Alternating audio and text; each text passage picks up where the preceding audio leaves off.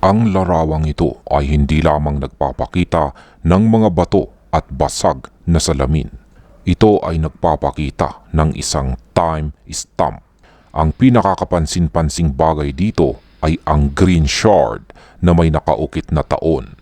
Ang pagkakaroon ng dated artifacts kasama ng mga shape rocks ay tinuturing na high probability sign. Ibig sabihin, hindi ito gawa-gawa ng kalikasan lamang.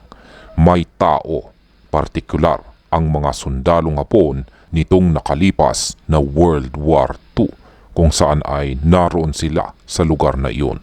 Ang kombinasyon ng mga artifacts tulad ng basag na bote o pinggan at monuments o mga batong hugis hayop o bagay ay ang pundasyon ng ating basihan sa paghahanap sa nakatagong deposito. Ayon sa ating ka-TH na nagbahagi sa larawang ito, ang mga bagay na ating nakikita dito ay kanilang nahukay sa lalim na 3 feet. Kung saan ay posibleng nagpapahiwatig ito na sina ka-TH ay nasa ibabaw mismo ng tinatawag na deposit cap o kaya ay nasa unang layer ng mga marka.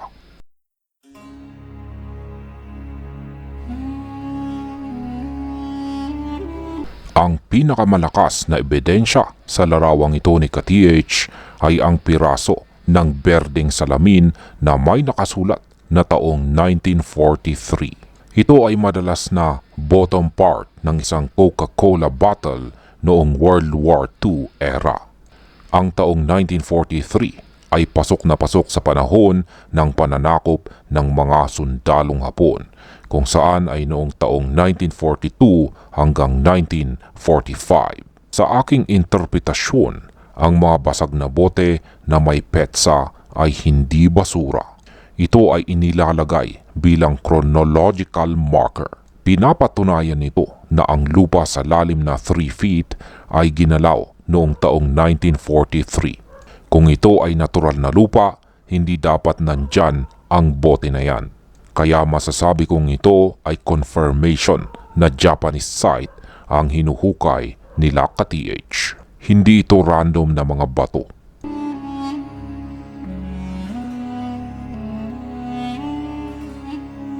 Sa tabi ng 1943 glass ay may puting porselana na may asul na marka. Para sa mga buguhan at hindi pa nakakaalam, ang mga Japanese Imperial Army officers ay nagdadala ng mga personal effects. Ang pagkabasag ng mga mamahaling porselana at paglilibing dito ay may dalawang ibig sabihin. Una ay offering o ritual. Bago nila isara ang tunnel, minsan nagbabasag sila ng gamit. Pangalawa ay sign marker. Ang puting kulay ay madaling makita sa dilim ng lupa. Ito ay nagsisilbing reflector o guide kapag inilawan ng flashlight sakaling babalikan nila ito. Ngayon, kung ito ay fine china, posibleng may mataas na opisyal na nag-supervise sa paglilibing sa naturang deposito.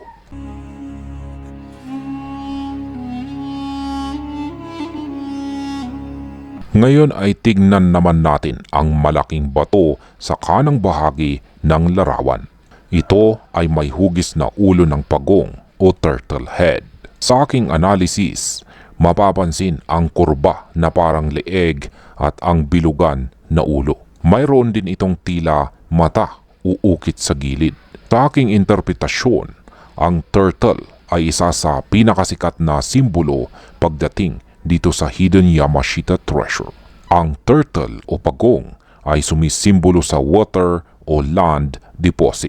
Kaya pagdating sa direksyon, kung nasaan ang mata o ang nguso ng pagong, doon madalas nakaturo ang tamang direksyon.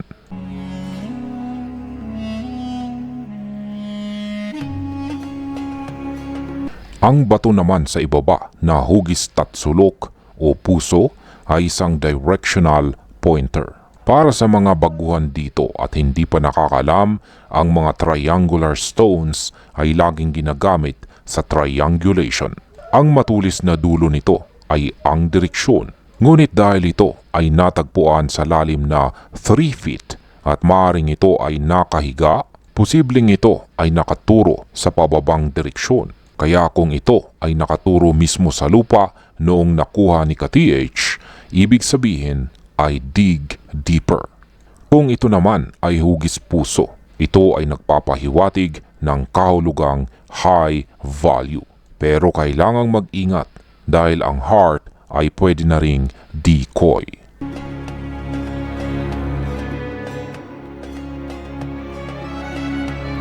Sa gitna naman ng mga malalaking bato, may isang bato na parang nakakuyom na kamao o paa ng pagong na may ukit-ukit na parang mga daliri o segments.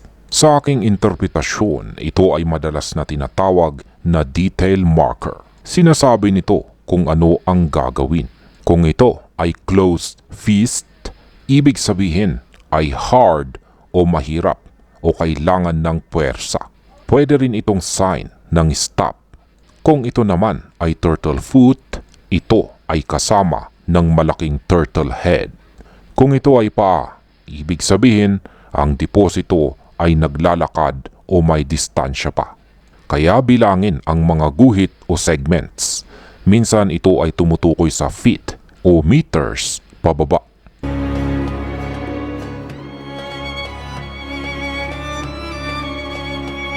Ang pinakamalaking bato naman sa kaliwang itaas ay mapapansin natin na meron itong malalim na ukit o butas. Sa kadalasan, ang butas na gawa ng tao o man-made hole sa isang bato ay tinatawag na eye o mata. Kung yan ay tagos na butas, kailangan mong silipin kung saan ito nakaturo.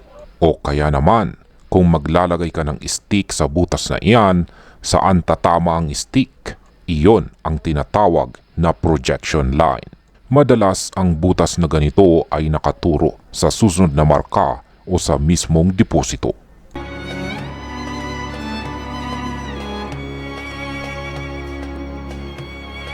Ngayon ay hindi natin pwedeng basahin ang mga bato dito ng hiwa-hiwalay. Kailangan nating tingnan ang group dynamics. Ang senaryo dito ay nahukay ni ka-TH ang mga batong ito ng magkakasama sa lalim na 3 feet. Kaya ang masasabi ko dito ay sa itong marker cache. Hindi pa ito ang deposito. Ito ay ang mapa na ibinaon. Ang turtle head ay isang pointer at ganun din ang heart o triangle. Ang glass at saka ceramic naman ay nagpapatunay ng petsa. Kaya ang aking kabuuang pagbasa dito ay ang mga batong ito ay sadyang pinagsama-sama dyan upang bumuo ng mensahe. Posibleng sinasabi nito na dito ang simula. Sundan ang tingin ng pagong papunta sa direksyon ng tatsulok.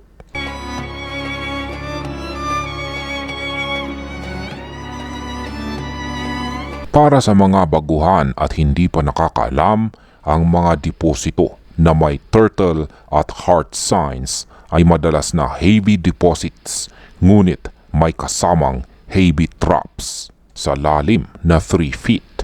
Nakapansin ka ba ng uling o maitim na buhangin? Kung meron, mag-ingat. Ito ay posibleng indicator ng poison gas o water trap.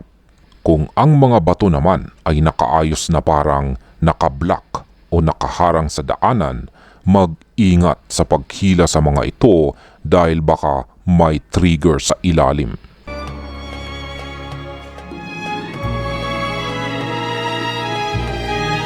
At heto ang aking payo para kay ka-TH. Una ay sana napicturan mo sila sa orihinal na kanilang pwesto sa lupa bago mo inalis. O natatandaan mo pa ang kanilang pagkakaayos.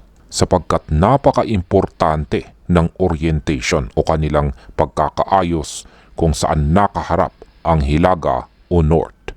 Pangalawa ay hanapin ang kasunod na sign. Dahil nasa 3 feet ka na, ang susunod na marka ay posibleng nasa mga 6 to 7 feet.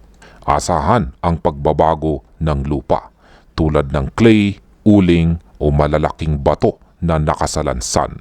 At ang pangatlo, sundan ang mata. Hanapin kung saan nakaturo ang ulo ng pagong at ang dulo ng triangle stone, sapagkat yan ang iyong digging vector.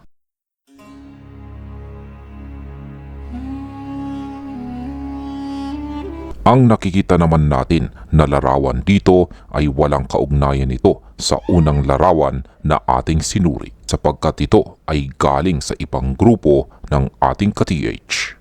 Ngayon ay nakikita natin sa larawan na ito ang isang classic na site. Ito ay nasa isang creek o gilid ng ilog na may malalaking bato at matandang ugat ng puno. Para sa mga baguhan at hindi pa nakakalam, ang tubig ay buhay at ang mga bato ay nagsisilbing mapa. Ang ating interest dito ay ang batong nasa kaliwa na tila may hugis puso at may mga kakaibang umpok o dots sa ibabaw nito. Sa mahabang panahon, ang mga ganitong porma ay naging sentro ng debate. Ito ba ay nature o gawang kalikasan? O ito ay man-made o gawa sa kamay ng tao? Ang mga sundalong Hapon ay gumamit ng natural na kapaligiran upang itago ang kanilang mga marka. Hindi sila palaging nag-uukit. Minsan, inaayos lang nila ang mga bato o gumagawa ng concrete markers na nagmumukhang natural na bato upang hindi mahalata ng mga sibilyan o Amerikano.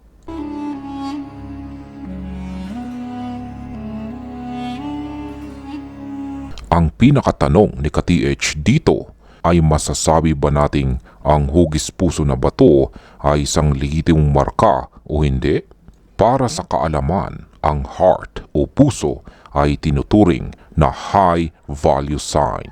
Ito ay madalas na iniuugnay sa gold bullion. Ang puso ay simbolo ng ginto.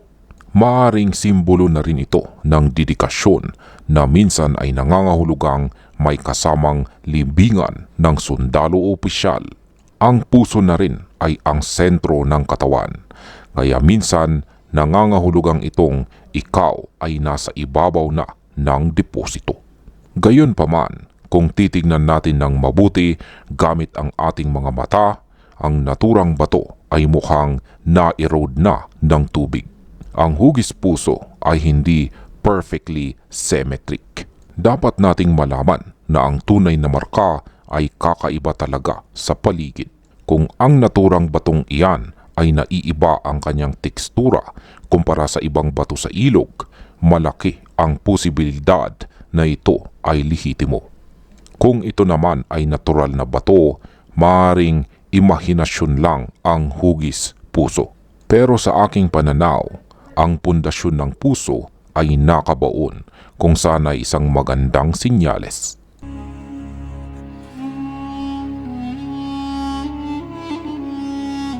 Ang isang napaka-interesting na detalye sa heart rock na ito ay ang mga bilog-bilog na umpok sa harapang bahagi nito.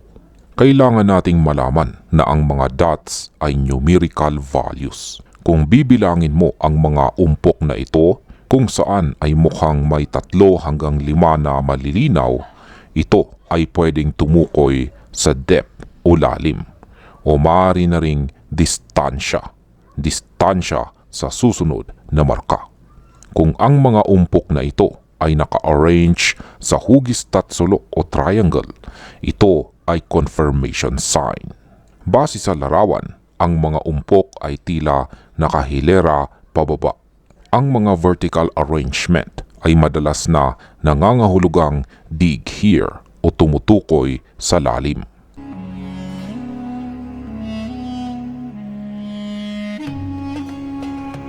Ngayon ay kilatisin naman natin ang luma sa bago at natural sa semento. Tignan natin ang lumot o moss. Ang lumot sa batong hugis puso ay tila manipis kumpara sa ibang mga bato. Minsan, ang concrete marker o gawa ng tao ay may ibang reaksyon sa lumot kaysa sa natural na river stone. Para kay ka-TH, subukan mong katukin ito. Kung ang tunog ay buo o solid, ito ay bato. Kung ito naman ay kulob o may hungkag na tunog, ito ay posibleng semento na may laman sa loob o isang takip.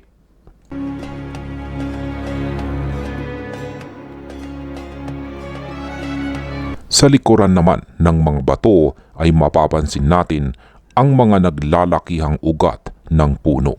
Ang mga sundalong Hapon ay gumamit ng matitibay na puno tulad ng balete, dao o nara bilang permanent reference point dahil alam nilang tatagal ito ng daang taon. Ngayon ay mapapansin natin na ang bato ay nakapwesto mismo sa ilalim ng ugat. Ito ay tinatawag na anchored marker. Ibig sabihin, hindi ito maanod ng baha dahil nakaipit sa ugat. Kung ang puno ay kakaiba, halimbawa, nag-iisang puno ng akasya sa gubat, ito ay positibong marka. Ang ugat na nakapulupot sa bato ay sinyalis na matagal na itong nandoon. Pero pwede ring ang bato ay inilagay bago lumaki ang puno ng ganyan.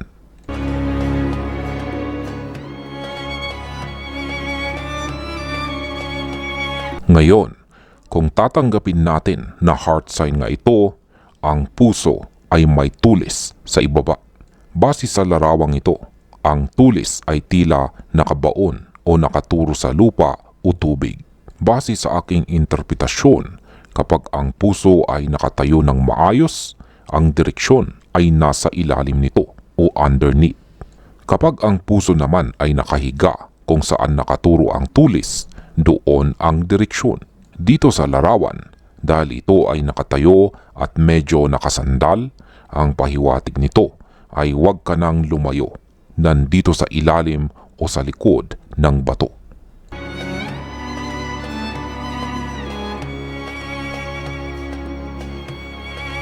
Dahil nasa gilid ito ng tubig, ito ay masasabi kong double-edged sword. Madaling maghakot ng ginto gamit ang ilog at madaling magtago ng ebidensya dahil hinuhugasan ng tubig ang bakas. Ngunit meron tayong babala dito kung saan ang mga deposito sa tabi ng ilog ay madalas may water trap. Kapag hinukay mo ang ilalim ng bato, maaaring bumulwak ang tubig mula sa ilog at lunurin ang tunnel. Ang mga dots sa bato ay minsan warning din ng tubig.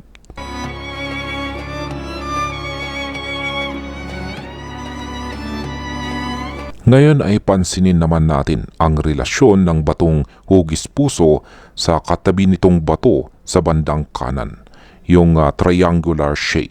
Para sa mga hindi pa nakakalam, ang triangle na katabi ng heart ay malakas na kombinasyon. Ang triangle ay madalas na pointer. Tila nakaturo ang triangle na bato papunta sa hugis puso. Ang gap o siwang sa pagitan ng dalawang bato ay tila isang lagusan. Minsan, ang deposito ay wala talaga sa ilalim, kundi nasa likod ng siwang na iyan, papasok sa pampang ng ilog.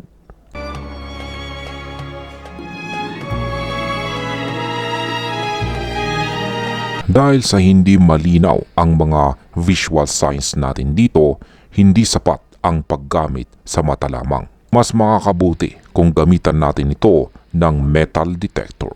Kaya bago maghukay, dapat magkaroon ng positive response sa metal detector. Dahil nasa tubig ito, asahan natin ang maraming false signals mula sa mga mineralized stones o hot rocks. Kailangan talaga ng detector na kayang mag-cancel ng ground mineralization. Kung ang puso na bato ay tumunog sa detector, posibleng may laman ito sa loob o palaman, o kaya ay baka may bakal sa ilalim nito.